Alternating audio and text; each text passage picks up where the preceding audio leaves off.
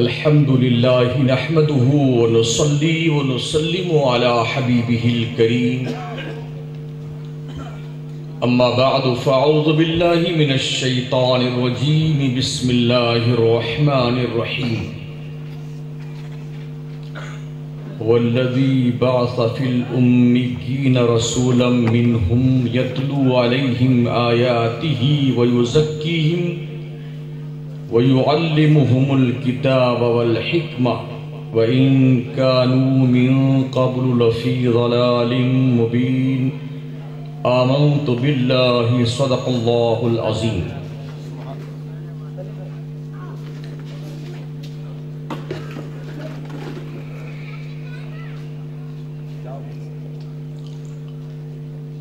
بہت دیر سے آپ سبھی حضرات آج کی اس پاکیزہ بزم میں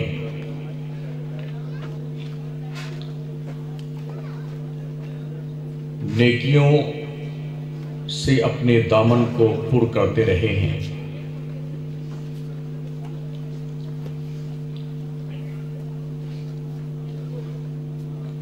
احسن القراء نازش ملت حضرت علامہ قاری ذاکر صاحب قبلہ قادری ادام اللہ تعالی ظلہ علی رؤوس المسلمین کی وساطت سے کمیٹی کے ذمہ دار لوگوں کی دعوت پر اللہ نے آپ سے ملاقات کا شرف عطا فرمایا.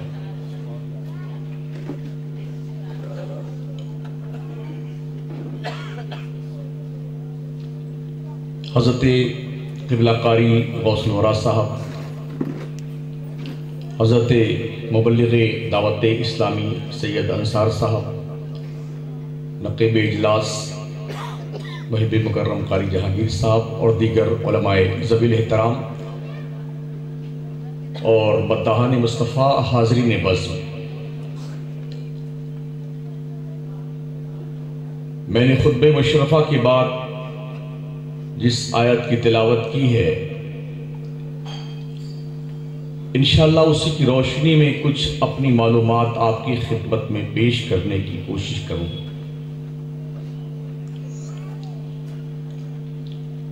ویسے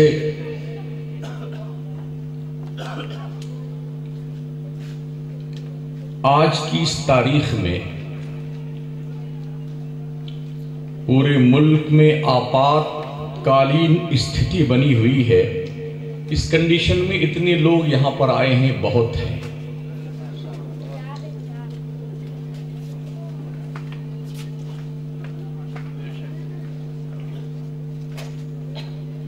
آپ لوگ کھلے دل دماغ کے ساتھ تھوڑی دیر کے لیے تشریف رکھیں. میں انشاءاللہ اپنی عادت کے مطابق اللہ و رسول کے کرم سے ذمہ دارانہ گفتگو آپ کی خدمت میں پیش کروں گا.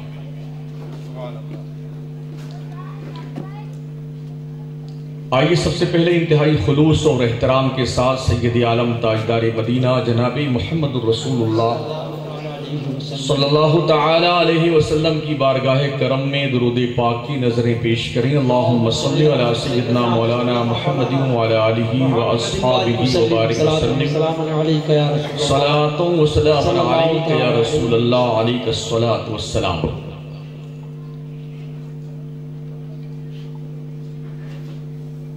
دل جب تڑپا کیا کرے تو محبوب کے یاد کی انجمن سجا لی جانی چاہیے.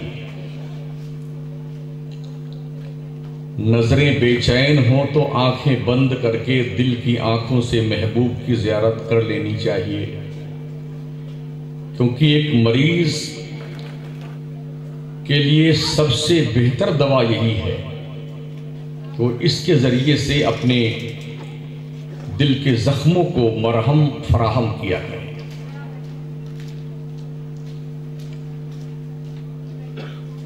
میں نے جو آیت مبارکہ پڑھی ہے اللہ ارشاد فرماتا ہے هو الذی بعث فی الامیین رسولا منہم.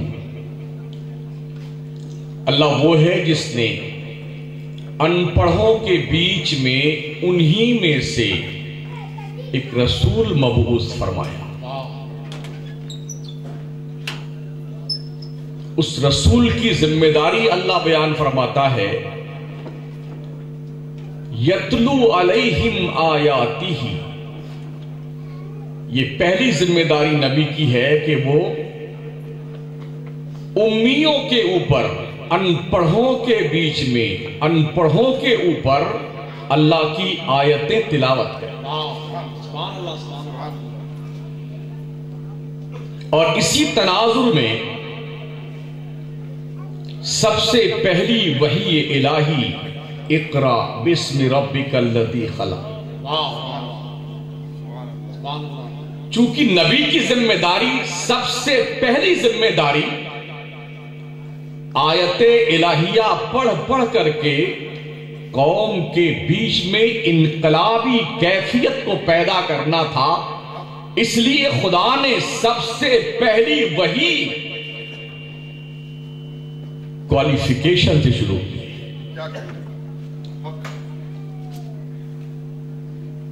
यतलू अलैहिम आयात। दूसरी जिम्मेदारी नबी की क्या है? वयुज़क्कीहिम। जिन अनपढ़ों पे आयतें तिलावत करे वो पैगंबर, उनके दिल को साफ करे। वयुज़क्कीहिम। तीसरी जिम्मेदारी क्या है? वयुअल्लिमुहुमुल किताब। उन उम्मियों को, अनपढ़ों को किताब सिखाए, पढ़ाए। वल हिक्मा, और हिकमत सिखाए। इसी चार बात के हवाले से मेरी पूरी तकरीर अपने आप के अंदर जो दायरा बनाएगी उसको आप महसूस करेंगे इंशाअल्लाह ताला। अल्लाह फरमाता है, व इन कानू मिन क़ब्लु लफ़ी ज़लालिम मुबीन। हालांकि उस नबी की आमद से पहले वो सारे लोग खुली हुई गुमराही में थे।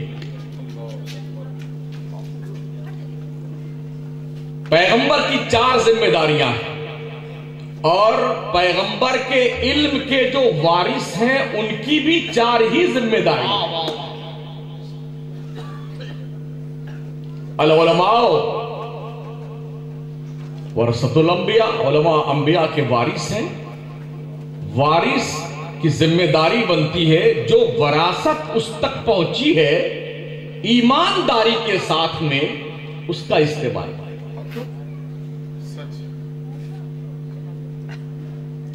मगर हैरत यह है, वरासत पाने वाला वारिस ये भूल गया हमें वरासत में क्या चीज मिली।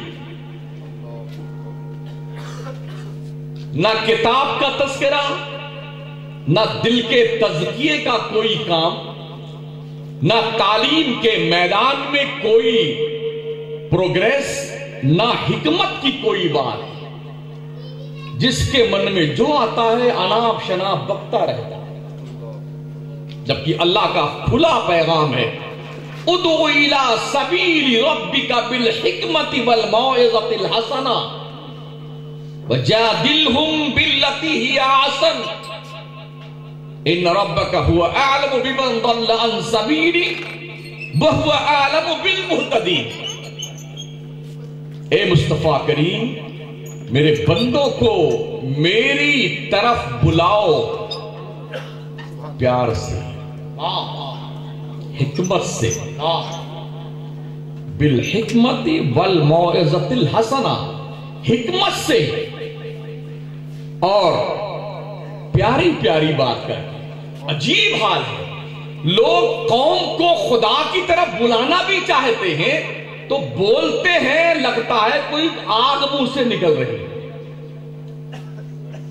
आग निकल रही।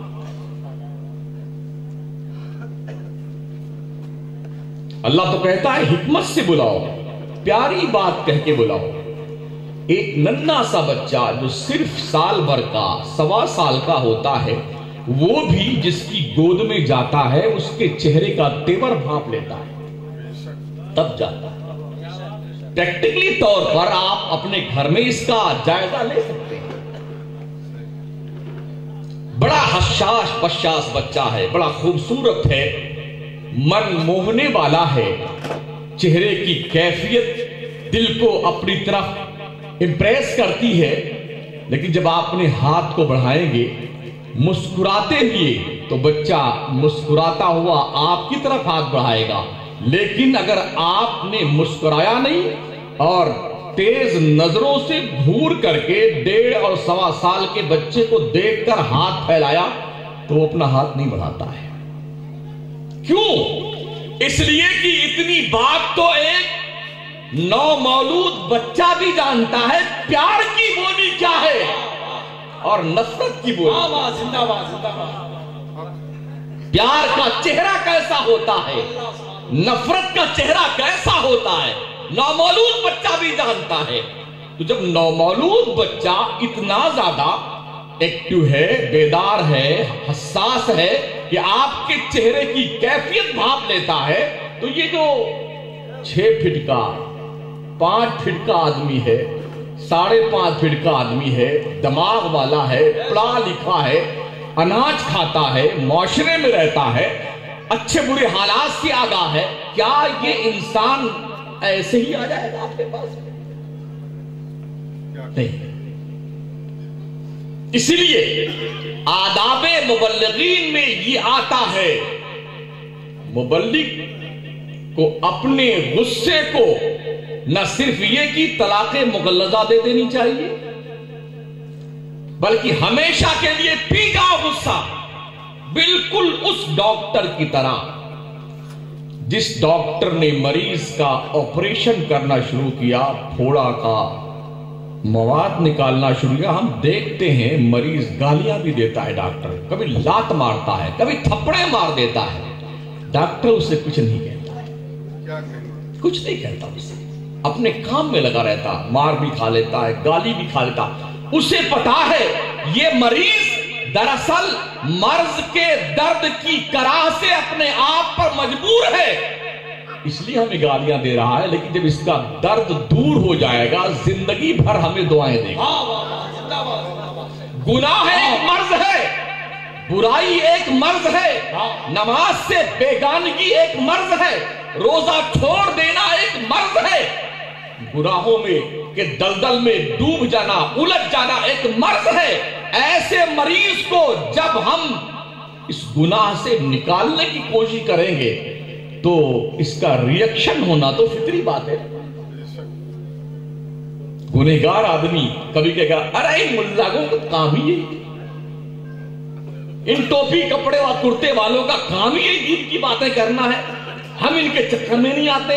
اناپ شاپ بات بھی لوگ بولتے ہیں، گالیاں بھی لوگ دیتے ہیں مولانا لوگوں کو، الٹی سلٹی باتیں بھی کرتے ہیں، لیکن اس کا ریئیکشن ایک عالم کی طرف سے، مبلغ کی طرف سے، مصلح کی طرف سے یہ نہیں جانا چاہیے کہ ہم بھی تم سے نفرت کرتے ہیں، اس لیے کہ ڈاکٹر مرض کا دشمن ہوتا ہے، مریض کا دشمن نہیں ہوتا ہے، اور ایک مبلغ گناہ کا دشمن ہوتا ہے، گنہگار کا دشمن نہیں ہوتا ہے۔ نعرے تکبیر، نعرے رسالت، جشن عید میلاد النبی، علماء اہل سنت، استعلامہ شاہ مفتی شمس الدین صاحب قبلہ، نعرے تکبیر، نعرے رسالت۔ گناہوں کی دشمنی کی بنیاد پر گنہگار سے نفرت کرنا دانش مندی کے قبیل سے نہیں ہے، یہ حماقت ہے۔ اگر کوئی مبلغ، کوئی مصلح ایک مریض کا علاج کرتے کرتے اپنے آپ کا آپا کھو بیٹھے، یقینی طور پر یا مریض نہیں بچے گا یا معالج نہیں بچے گا۔ دوسری بات، بہت سارے ایسے لوگ ہیں، اکثریت، ہر فزیشین ڈاکٹر سرجن نہیں ہوتا ہے، ہر فزیشین سرجن نہیں ہوتا ہے، لیکن اگر ہر فزیشین آپریشن تھیٹر میں پہنچ جائے اور چیر پھاڑ کے کام کرنے لگ جائے، بائی پاس سرجری شروع کر دے، برین ہیمریج کا علاج کرنے لگ جائے، تو ہم نے یہ دیکھا ہے، اخبار پڑھا ہے کبھی وہ ڈاکٹر مریض کے پیٹ میں تولیہ چھوڑ کے باہر نکل آتا ہے، کبھی کینچی چھوڑ دیتا ہے، اچانک پھر 6 مہینے کے بعد پتا چلتا ہے یار جس مریض کا آپریشن کیا تھا اچھا ہونے کے لیے، یہ واپس برا کیوں ہو رہا ہے، پریشان کیوں ہو رہا ہے، درد سے کرا کیوں رہا ہے۔ جب واپس اس کی سونوگرافی ہوتی پتا چلتا فزیشین صاحب سرجن بن گئے تھے، انہیں پتا ہی نہیں تھا کہ کینچی باہر نکالنی چاہیے کہ اندر ڈالنی چاہیے۔ جی حالات خراب، یہی حال ہمارے علماء کی برادری کا ہے۔ ہر مولانا مناظرے پہ تلا ہوا، ہر مولانا، اسے یہی پتا نہیں کہ مناظر ہوتا کون ہے۔ انتشار جو ملت میں ہے وہ صرف اس بنیاد پر ہے، کیپیسٹی تو کچھ نہیں ہے اور باتیں کر رہے ہیں اوج ثریا پہ پہنچ۔ گڑبڑی یہاں پیدا ہوتی ہے۔ آخری انسان اشرف المخلوقات ہے نا یار۔ ہمارا حزب مخالف کیوں کوانٹٹی میں بڑھتا جا رہا ہے ہم سے؟ کیوں؟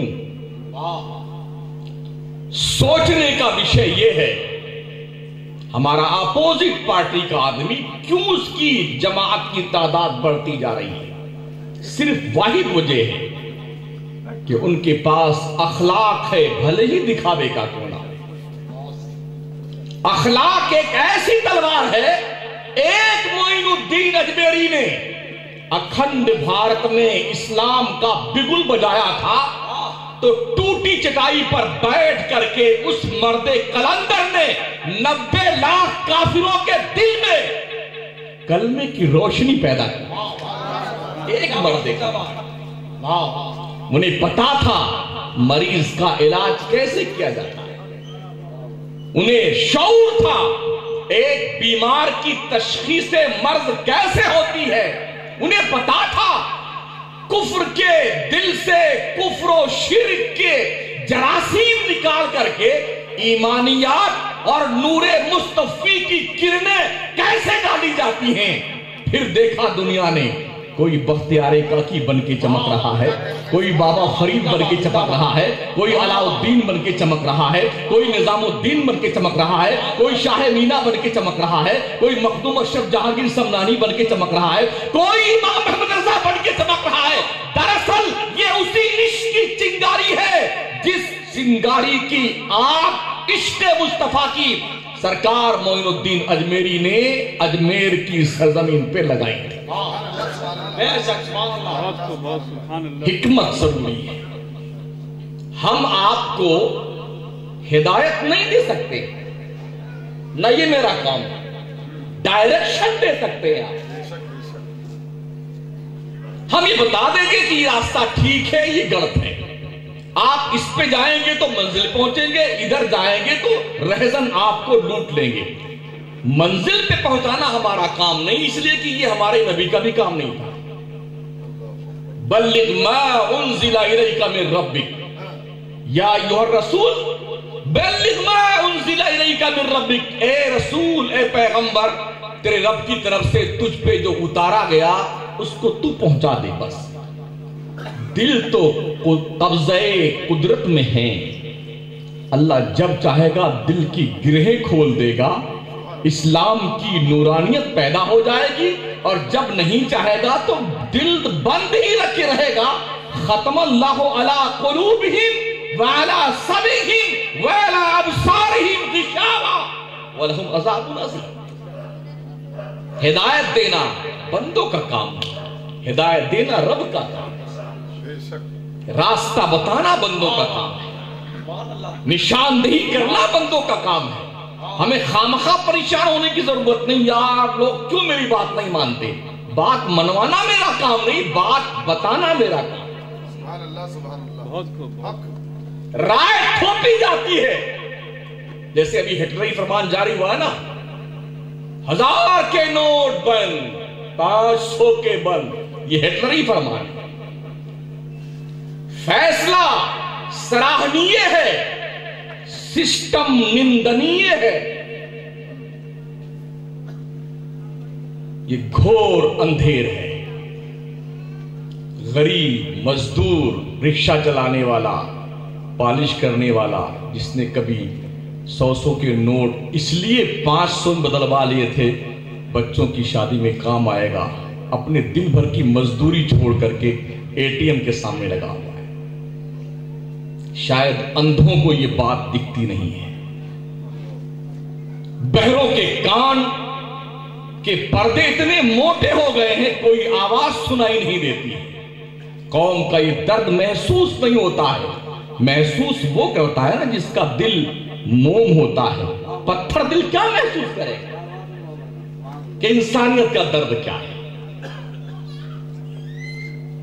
تو عرض کرنے کا مطلب یہ ساتھیوں، ہم اپنے فیصلے کو تھوپے نہیں، اگر فیصلہ تھوپنے لگ جائیں گے تو آپات کال استھتی بن جائے گی، جیسے ابھی بن گئی۔ پورا ملک روڈ پہ آ گیا ہے اور مسٹر مودی جی جاپان جا کے ڈھول بجا رہے ہیں، ڈھول بجا رہے ہیں۔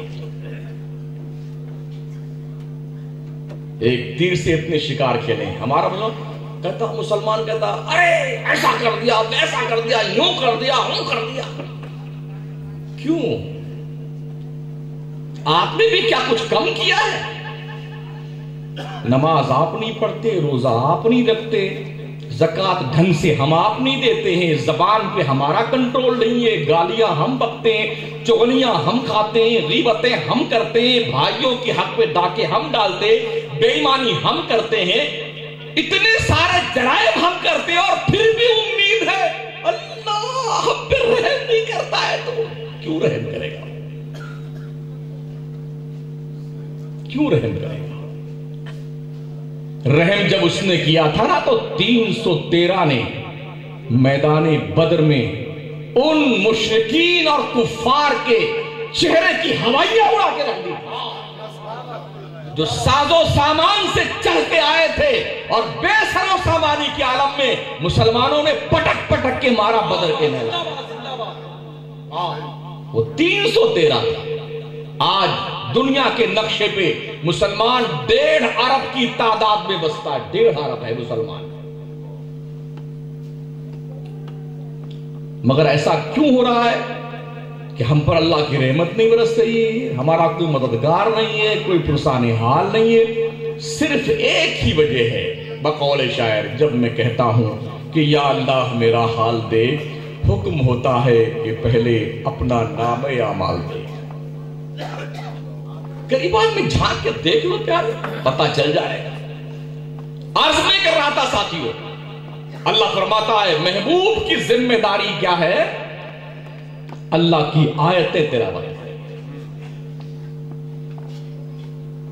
اور تبلیغ کرنے کے حوالے سے جو میں عرض کر رہا تھا، اللہ فرماتا ادعو الی سبیل ربک بالحکمت والموعظۃ الحسنہ۔ حکمت، موعظت، اچھی بات کہہ کے لوگوں کو رب کی طرف بلایا جائے، اور کبھی بحث و مباحثہ مجادلہ کی نوبت آ جائے تو وجادلہم باللتی ہی احسن، ایسے